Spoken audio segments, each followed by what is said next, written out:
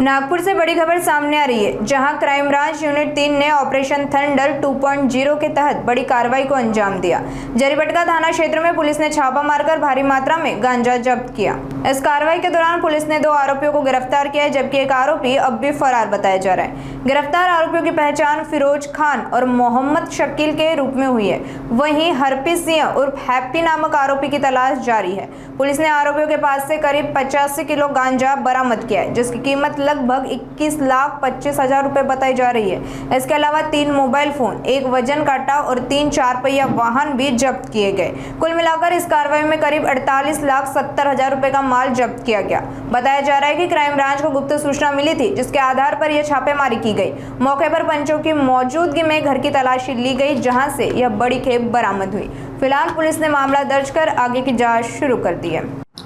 माननीय पोलीस आयुक्त श्री रवींद्र सिंघल यांच्या मार्गदर्शनाखाली आणि सूचनेने नागपूर शहरामध्ये आता गेले बरेच कालावधी झाला ऑपरेशन थंडर अंमली पदार्थ विरोधी मोहीम चालू आहे। त्यानुसार गुन्हे शाखेला पण अंमली पदार्थ विरोधी सक्त कारवाई करण्याबाबत सूचना दिलेल्या होत्या। त्या अनुषंगाने आमची क्राइम ब्रँचची युनिट 3 ची जी टीम आहे त्या टीमनं एक चांगली छापा कारवाई काल केलेली आहे आणि त्या छापा कारवाईमध्ये अवैध असा गांजा जो जवळजवळ 85 किलो आहे तो मिळून आलेला आहे। त्याच्याबरोबरच तो संपूर्ण गांजा जप्त करण्यात आलेला आहे। आरोपींनी वापरलेले वाहने, मोबाईल हे सर्व जप्त करण्यात आलेले आहे। जवळजवळ 48,70,000 रुपयाचा एकूण मुद्देमाल जप्त करून सदर कारवाई करण्यात आलेली आहे।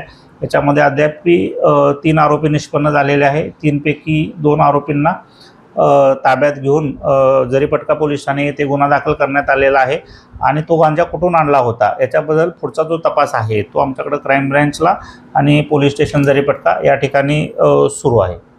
मध्ये फिरोज खान सरदार खान राहणार मानकापूर पोलीस स्टेशनच्या हद्दीमध्ये राहतो। मोहम्मद शकील मोहम्मद भुरू हा जो आहे यशोधरानगर पोलीस स्टेशनच्या हद्दीत राहतो। असे हे 2 आरोपी सध्या ताब्यात घेतलेले आहेत आणि एक आरोपी ह्याच्यामधला अजून वॉन्टेड आहे।